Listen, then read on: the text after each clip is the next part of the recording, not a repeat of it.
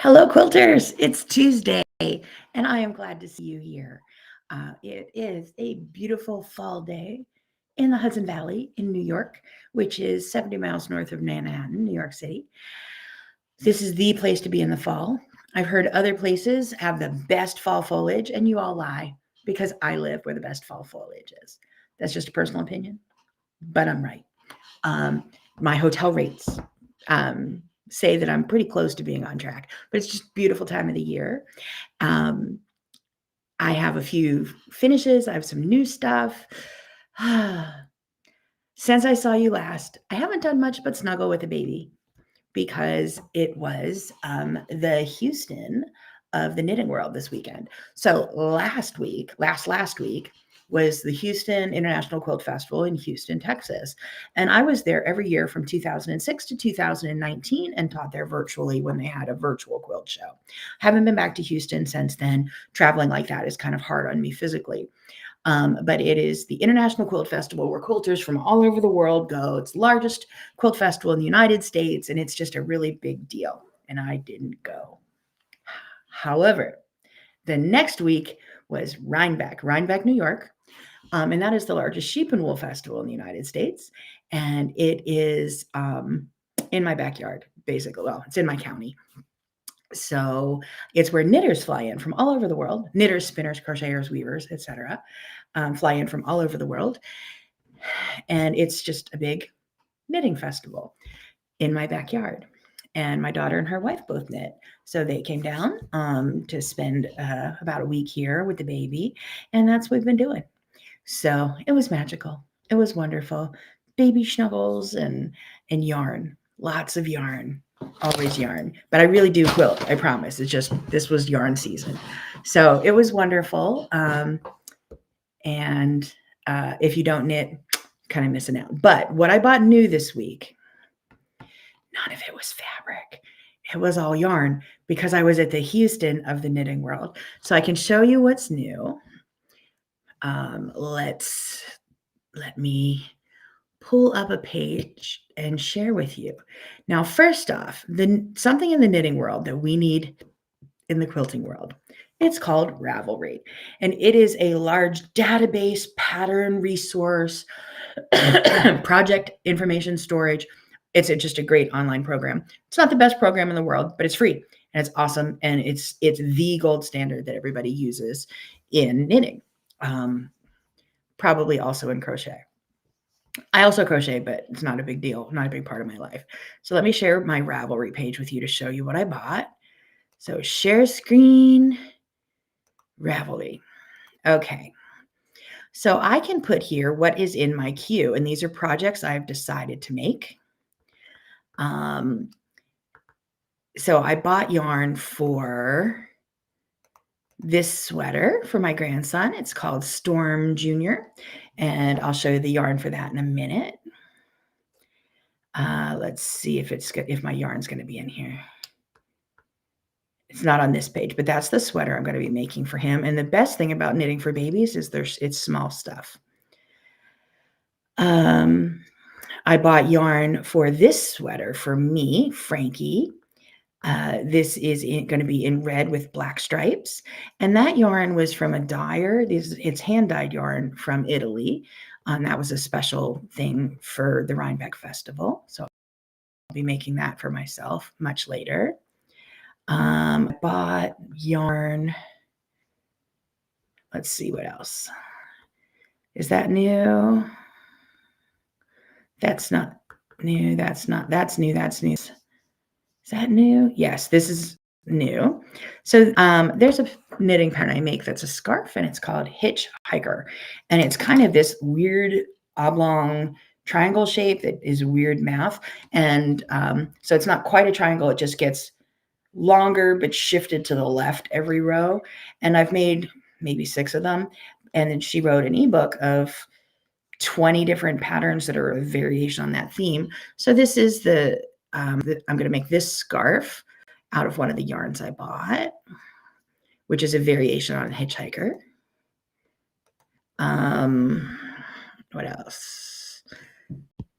not that, not that, not that. Okay, so those are your projects. Let me go into my stash because then you can, this is what I spent all week doing, putting all my yarn into my stash. So I bought this yarn.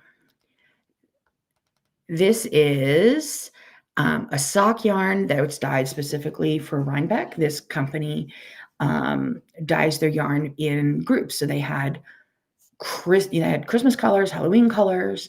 They had Jane Austen colors. They had Harry Potter. They did have some Lord of the Rings.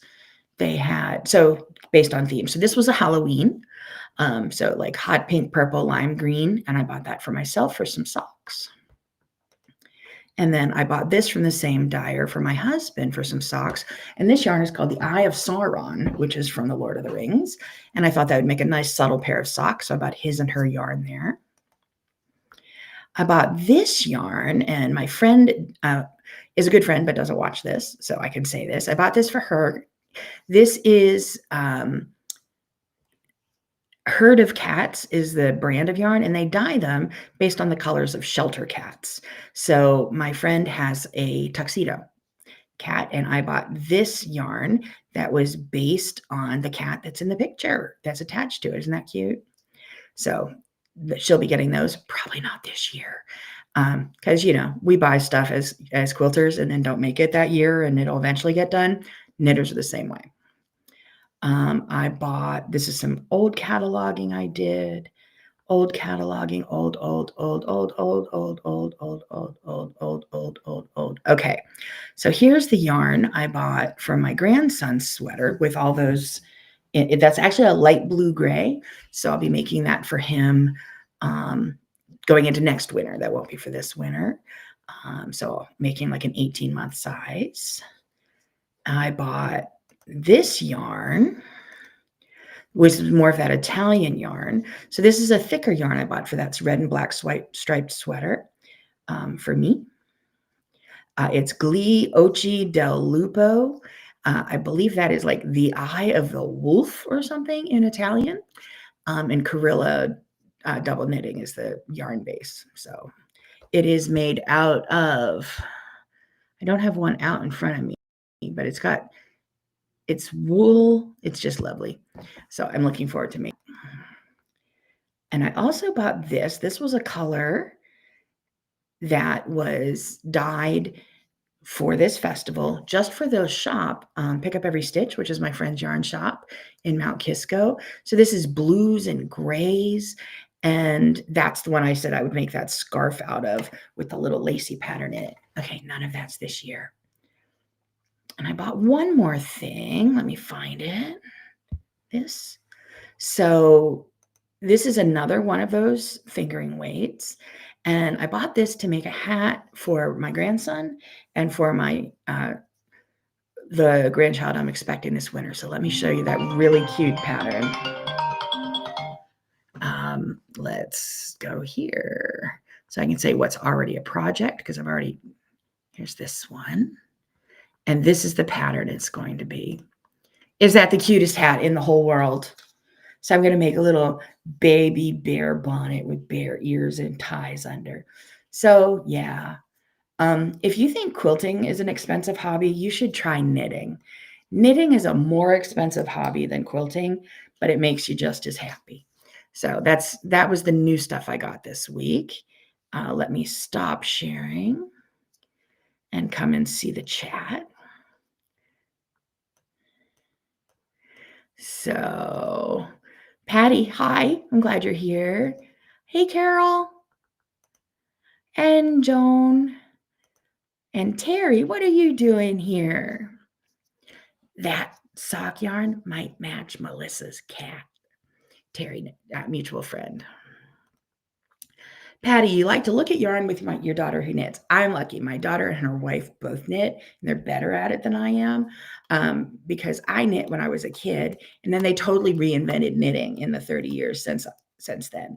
I only started knitting again when I got COVID back in 2023. My friend who owns the knitting store sent me yarn because I couldn't quilt. I couldn't stand. I couldn't sit. I couldn't iron. I couldn't rotary cut. That was just too much movement for me to have oxygen in my blood, but I could wiggle my fingers, and then magically a sweater shows up. So that got me restarted. But then all the rules have been rewritten. It's kind of like quilting after the advent of the rotary cutter. That's the change that happened in knitting. Margaret, hi Margaret, I'm glad you're here. Let me find some more comments. I see more, but I can't get to them.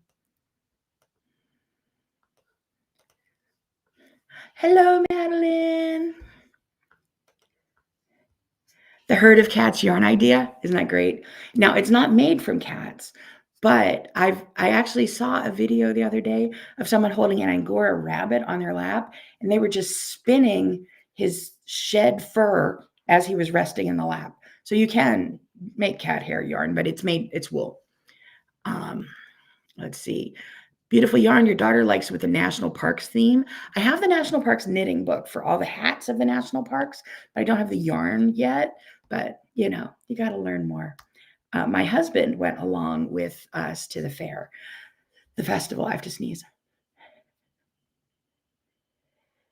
Hey, excuse me.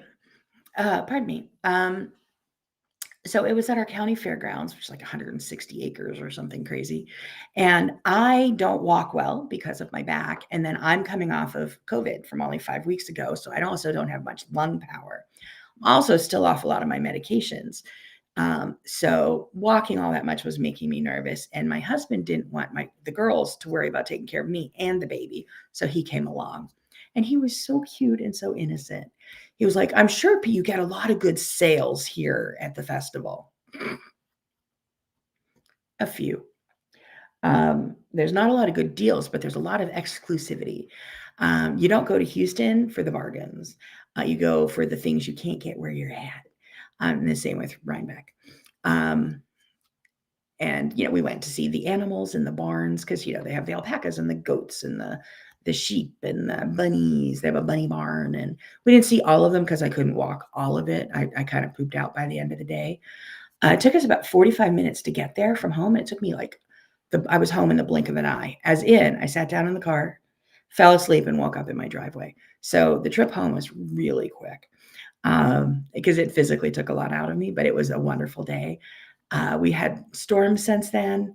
A big line of storms came through New York, and we lost power last night and internet this morning. And I'm just glad none of that happened while we were outside at the fairgrounds.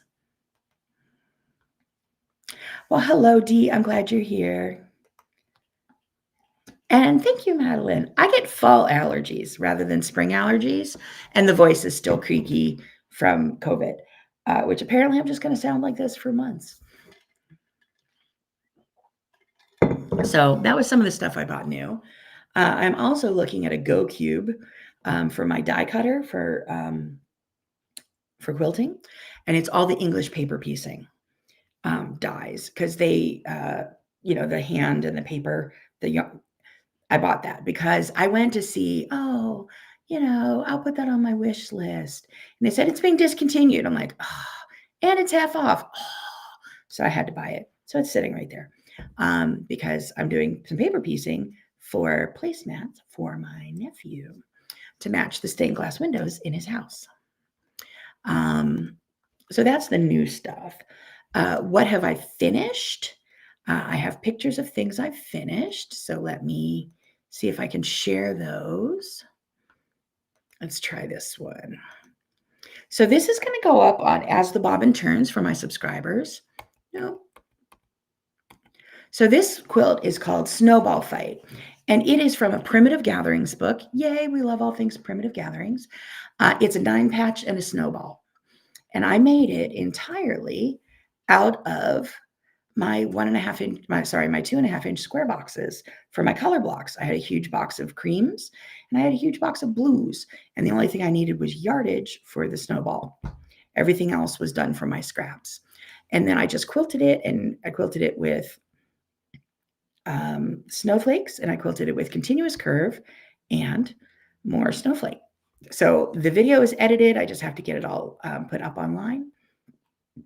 And there's the quilt. Oh, sorry.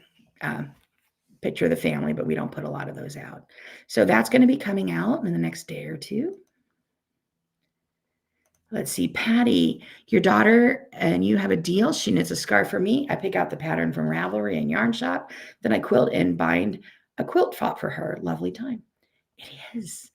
I, however, am a very selfish quilt knitter. I knit stuff for myself.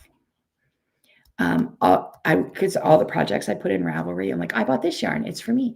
I bought this yarn, it's for me. I bought this yarn, it's for me. I bought this yarn, it's for me. Quilting, I make everything and give everything away, but apparently I keep a lot of knitting.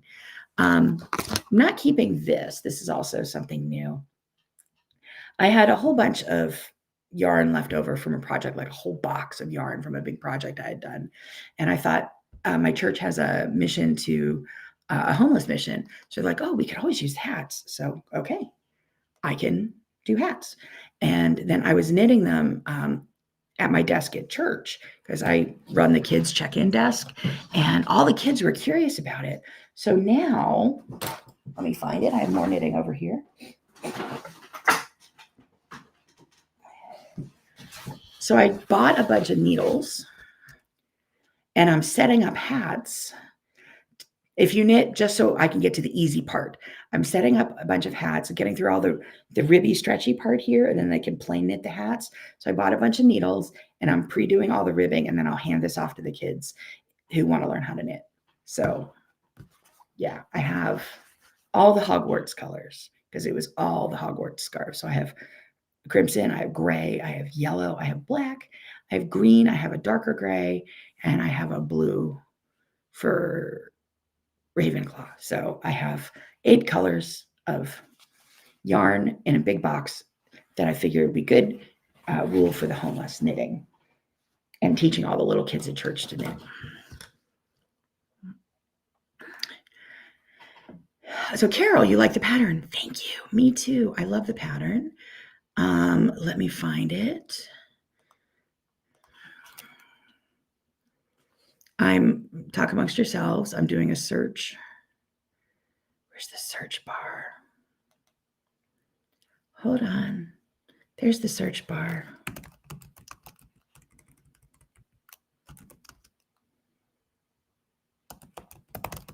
Let's see if that's right. Okay, I'm pulling up a page and I'll share it with you. So the pattern is in this book, Snowman Gathering 4. I started 2 or 3 quilts out of that book so far. That's the one I finished, and I'll put this in the chat. I'll put the link to it in the chat for you in case anyone is interested in the book. I don't get any kickback or anything. I'm just a fan.